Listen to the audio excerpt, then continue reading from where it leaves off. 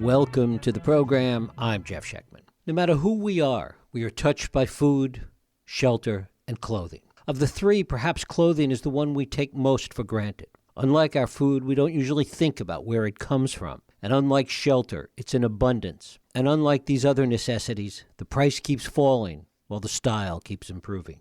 It's almost too good to be true. And maybe it is. Maybe there's a darker side, a steeper price we pay for this proliferation of fashion. We're going to talk about this today with my guest, Dana Thomas. Dana Thomas is the author of Gods and Kings and the New York Times bestseller Deluxe. She began her career writing for the style section of the Washington Post and served as a cultural and fashion correspondent for Newsweek in Paris. She was the European editor for Condé Nast Portfolio, and her newest book is Fashionopolis, The Price of Fast Fashion and the Future of Clothes. It is my pleasure to welcome Dana Thomas back to this program. Dana, thanks so much for joining us. My pleasure. Well, anytime you want. I love speaking with you. Well, it's a delight to have you here. The business of fashion, what used to be called the garment business, has been around for a long time. I remember even as a kid, racks of clothes going down the streets of the West Side of New York. Talk a little bit about what's different. When did it change to the business that it is today? It changed to the business today about 30 years ago, though, mind you, this is how the business started 250 years ago in Manchester, when Manchester was called Cottonopolis, and it remained that way until pretty much the 1930s, when we had wonderful Florence Perkins as our labor secretary, the first woman and the longest-serving secretary in the cabinet. And she ushered through many great reforms during the New Deal, including the Fair Labor Act, and giving us things like the 40-hour work week and paid vacation. So because of her, we entered a golden age of manufacturing in America, where you had garment rags reeling down the west side of New York City.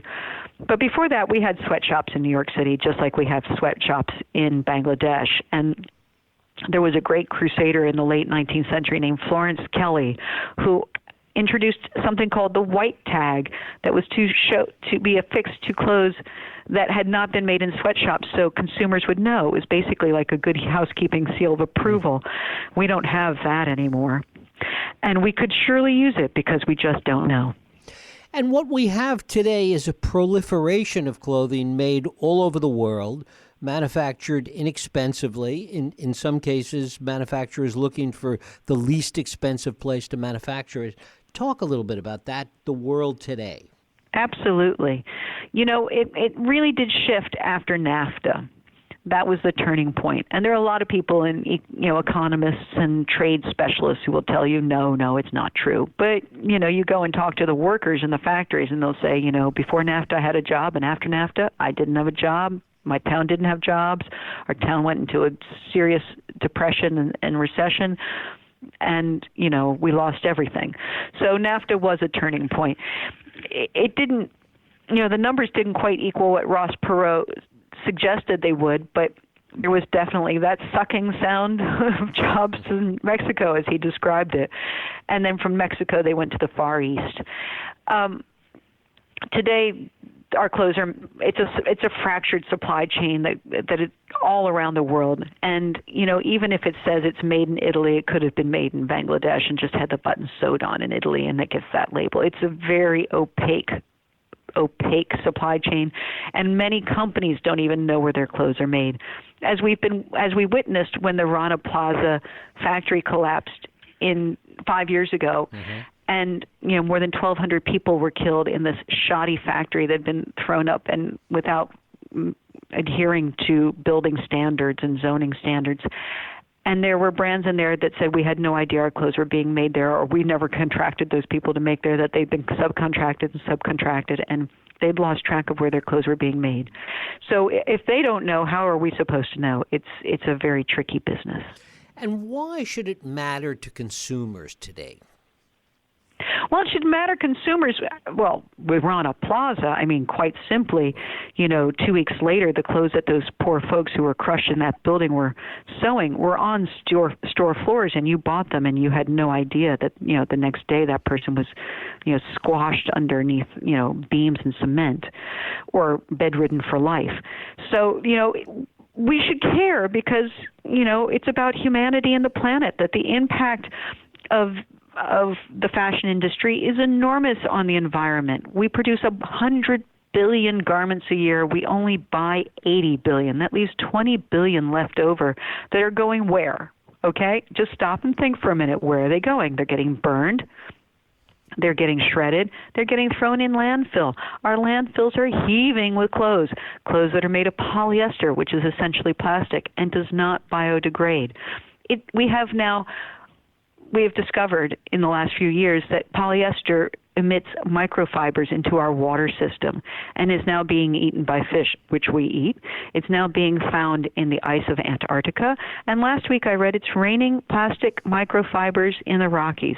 So you can have an organic garden in Boulder, Colorado, but it's being covered in plastic rain. So, consumers should care because we have too many clothes.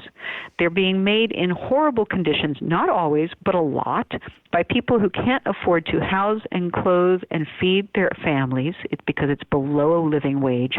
We think we're giving them good jobs. They are not good jobs. I've been there and visited them. The economic impact is immeasurable. We need to change our ways as consumers, and we need to basically bully companies into greener practices. Of course, that also, some would argue, means more expensive clothing than we have now.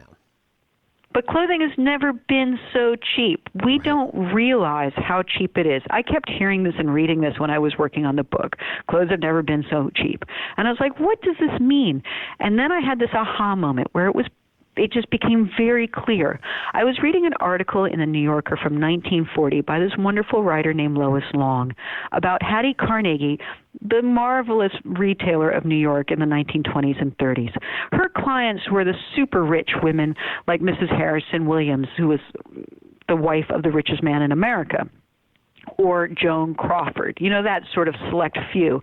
And they were buying, remakes of Paris originals in her shop, authorized remakes. That's how it was done then. They bought the patterns and then they made them in the shop. Those women were paying between $800 and $3,000 for those gowns, exactly what you'd pay today at Prada, Gucci, and Chanel.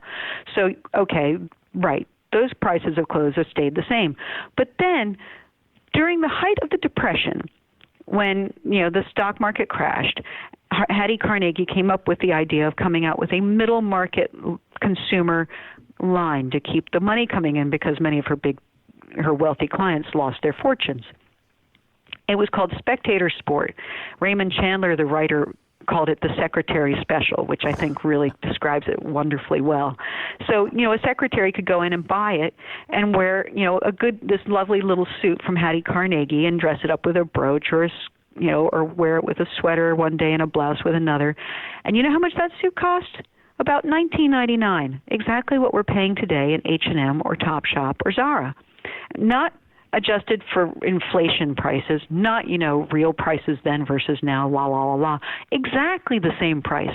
When the price of ground beef has gone up, how much? When the cost of a taxi cab ride has gone up, how much? When the cost of a gallon of gasoline has gone up, how much? We're paying the same price for clothes. So that gives you an idea of how, while we say we can't afford it or that good clothes are expensive, in fact, we're paying so below market we don't realize it. And we buy 10 of them instead of one of them. Maybe we need to go back to the other model where we spend $200 on one item, then $20 for 10 on each of 10 items. Talk a little bit about that, because that is an idea that comes into its own fashion every once in a while, that people should spend more money on better quality and buy less items. And it always seems to be a fad that lasts for a while and then it seems to fade away.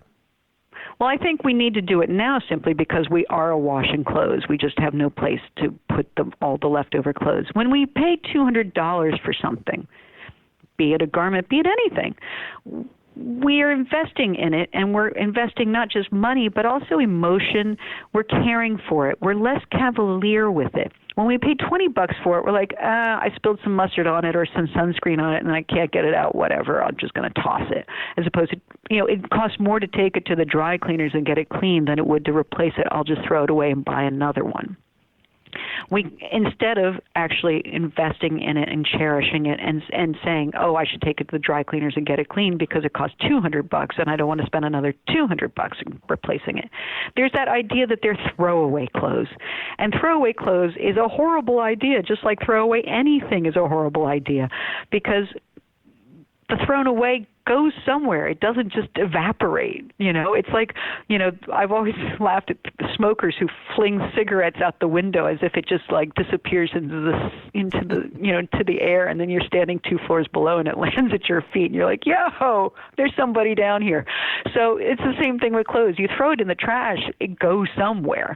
And we have to realize that it's going into landfills that are getting too full, and it's polyester that doesn't break down, it doesn't biodegrade, so it lasts forever because polyester is essentially plastic, and then it breaks down, or the chemicals go into our water table and poison the water table.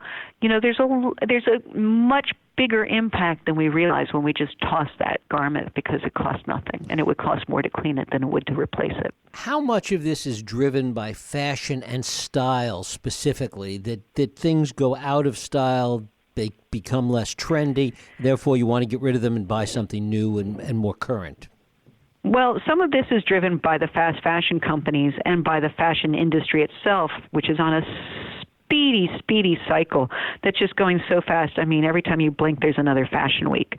And, things are coming and going. And I wrote a book before this called Gods and Kings about Alexander McQueen and John Galliano.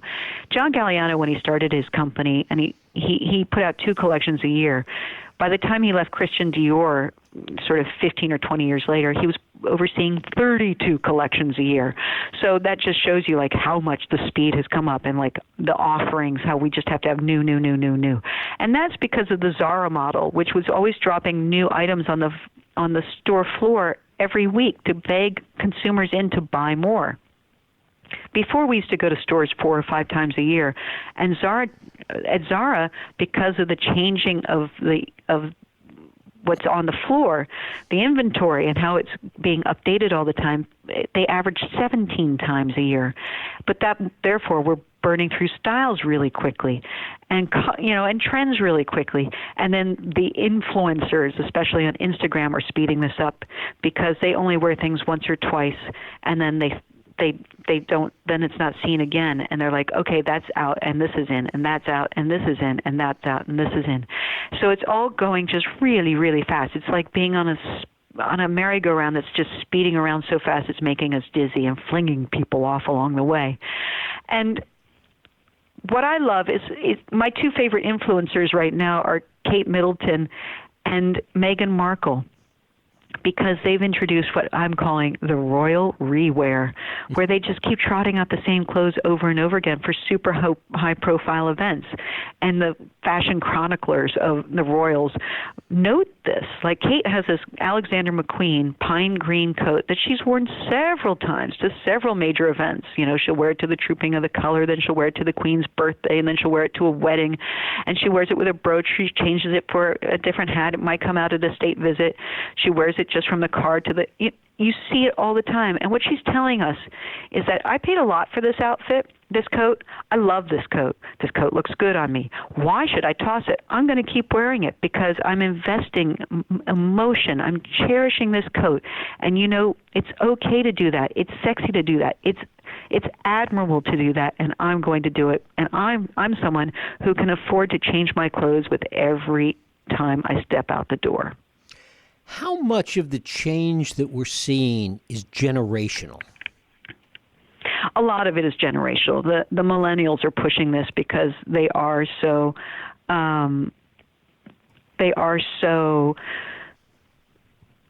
green oriented. They understand the impact of climate change. They're worried. Let's be frank, they're worried. And so they really, whether it's farm to table movement, whether it's recycling, whether, the complete demonization of the plastic straw that happened in the last 18 months or 2 years, the millennials are a force, and they're changing things for the good. And they're definitely behind a lot of the change that's coming, which is great. They're demanding it of companies. They're demanding companies to be more environmentally aware and more concerned about human rights. What is the nexus, if any, between these changes in what's going on with clothes in the fashion industry and the corresponding changes we see taking place in the retail landscape? Well, the retail landscape is really interesting. Malls are dying left and right. There's actually a crazy YouTube channel called the Death Mall Tour, I think, where you can see this guy going and visiting all these malls, these abandoned malls throughout the United States. And that's in part because now we order everything online, and not just Amazon, but online from everywhere. This has allowed startups, though, to decentralize from the New York, Paris, Milan grid, big cities, Chicago, LA, and be based anywhere, which means that the price for running their company, their overhead, is much lower. I wrote about one in the book in Florence, Alabama, and it costs so much less to run the company and pay everyone in Florence. They live a slower, better life in Florence. It's not so frantic. They don't spend half their day sitting in the subway or in traffic. And they can ship anywhere. So you can have direct to consumer. You can order your clothes on the website. They're made to order, and then they're shipped directly to the consumer. It's actually kind of going back to the old catalog method of shopping that was that began in the 19th century. And this is, I think, changing the landscape of retail, and as a result also changing the industry, because it's a cleaner way to do business. There's zero waste when you're making to order, and there's you don't have this huge carbon footprint from shipping things around the world, and you don't have the economies of scale where you're making 100 just to sell 80, and things are made well, and they last longer, and they're really well worn and appreciated and cherished. One of the things that we're starting to see, we're really just at the beginning of it, is the automation in manufacturing of clothing. Talk about that and what you see ahead. Well, there's this great innovation that came out of Atlanta called Sobots. And it was invented by the folks who also brought you the self-driving car. And it's actually the Department of Defense that's come up with it. And Sobots are these groovy machines that will sew clothes for you. Now you say, oh, this is taking away jobs. But in fact, it's creating better jobs, and it's bringing domestic manufacturing back to the United States, because you can outfit these abandoned factories from the post-NAFTA era with this cool state-of-the-art machinery that's computer run and computer generated. And the folks who are working aren't standing on an assembly line and inhaling fibers, the Norma Ray sort of factory line that was so unhealthy. They're in clean rooms, and they're running them on computers, and it's all silent, and it has air systems, and whether it's an electronic, a state-of-the-art cotton mill, or it's the Sobots. And people run the Sobots. And when a Sobot breaks, people have to fix the Sobots. But the Sobots are the ones doing the repetitive sewing, as opposed to some poor chap who's sitting at a machine, or a woman sitting at a machine just running seams all day long and getting repetitive motion injuries. So they're good jobs, and they're streamlining the business. They're making it more efficient. There's less waste. There are fewer mistakes. Because the machines are far more accurate, and they can also be programmed to produce to order, and they're creating jobs in places where there haven't been jobs in ages, and new jobs in other places where they've been filthy sweatshop jobs, and these are clean, safe jobs. Of course, they also have the ability to produce more clothes faster and get more clothes in the market. I know there is the potential for awful bastardization, where I sort of feel like George Jetson, or no, what is it, that scene in Lucy where I Love Lucy, with the chocolates that go faster, faster, and so I hope it doesn't get to that point, and that's where humans step in. Are we going to maintain our integrity, or are we going to be overtaken by greed and envy and all those bad things? So I don't know if Sobots are the solution, but they certainly feel like it from a human rights and pollution standard. And finally, we're just about out of time. Are there leaders in the fashion industry right now, in the manufacturing industry, that are aware of these things and really taking steps to deal with them in the way we're talking about? Yes, one of my favorites is Stella McCartney, and she's pushing the whole industry to be more sustainably aware. Stella is the daughter of Paul McCartney, so she's, basically the daughter of one of the most famous hippies that ever lived. And she famously grew up in a household that was vegetarian and very, conscious about the environment. And so when she started her company about 20 years ago, she said, no leather, no fur. And she was starting her company with Gucci Group, which was, Gucci was a leather goods company. So they all scratched their head and said, what? What do you mean no leather? And she's like, there is no leather at my company. So she pushed the industry to come up with alternatives, and she supported them too. One of the initiatives she pushed through was, she said no, when she realized how bad PVC is, which is, the short for a very long word. I can't pronounce it, but it's basically plastic. She said, okay, we're not using PVC, and it's just toxic, and we're not using it in our clothes anymore. So that limited her to one sequin. There was one sequin that was not PVC, that did not contain PVC. And she pushed the entire group of Kering, which it was later called the Gucci Group, renamed to Kering, to ban PVC too. Well, that pushed the industry to come up with alternatives to PVC and sequins, so that there were more sequins, because the whole industry was like, wow, we just lost an entire luxury fashion group. They're not buying sequins, and that was a big market. She did the same with rayon. She partnered with a group called Canopy, which protects endangered forests, and they're out of Canada. And she pushed, together they pushed the rayon industry to stop felling trees in endangered forests like the Amazon and rainforests in Indonesia. 9/10 of the industry was foresting from these beautiful forests, and she said, we're not going to source from you as long as you do that. And she got other brands to join her in this fight, and they changed the industry, and now they don't source from those forests. So she has great conviction. She has the power of fame and money behind her to stick to that conviction. She says, she's the first to say, tomorrow if I go under, I'll be okay. But it also emboldens her to really go out there and help startups that are coming up with alternatives, like Modern Meadow, which is growing biofabricated fabric that is like leather, that's coated DNA, so it is like leather, but it's grown in a lab, and it isn't killing animals. And so she'll be able to use leather finally in her clothes, in her shoes, and her leather goods without killing animals. And it's a cleaner, safer way of producing leather. It also is zero waste because you grow the shape and size you need.